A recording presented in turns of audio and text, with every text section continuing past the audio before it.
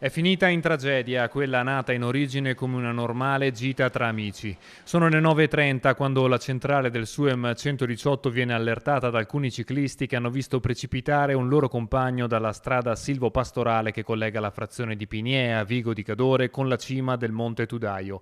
Claudio Berno, 60 anni, di Mareno di Piave, stava scendendo la tortuosa mulattiera a bordo della sua e-bike quando in prossimità di un tornante la bicicletta si sarebbe piantata, forse per un errore di manovra o a causa del terreno dissestato, sbalzandolo e facendolo precipitare nel vuoto per una quindicina di metri nel ghiaione sottostante.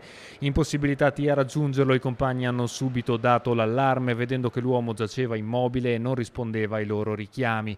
Sul posto è quindi intervenuta la squadra del soccorso alpino di Centro Cadore con l'ausilio dell'elicottero Falco 2 che ha provveduto a calare con il verricello l'equipe medica per prestare le cure urgenti all'uomo, apparso cosciente in prima battuta seppur in condizioni gravissime dovute ai traumi riportati. Imbarellato e issato a bordo, Claudio Berno ha cominciato ad aggravarsi durante il tragitto verso l'ospedale e a nulla sono valsi i tentativi dei sanitari di tenerlo in vita.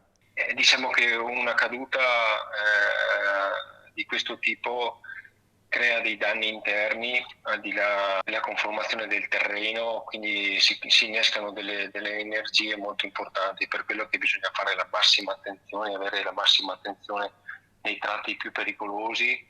Il dolore in via della Vittoria a Mareno di Piave, dove l'uomo resideva assieme alla moglie Sabrina, che alla domanda di che tipo di persona fosse Claudio Berno ha voluto rimarcarne l'amore e la passione per lo sport. Sportivo, dinamica, era sempre in bici, sia prima in montagna, piedi, ha fatto camminare.